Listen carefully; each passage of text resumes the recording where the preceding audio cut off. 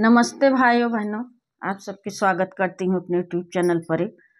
और आप सबके बीच में एक सोहर गीत लेके आई है।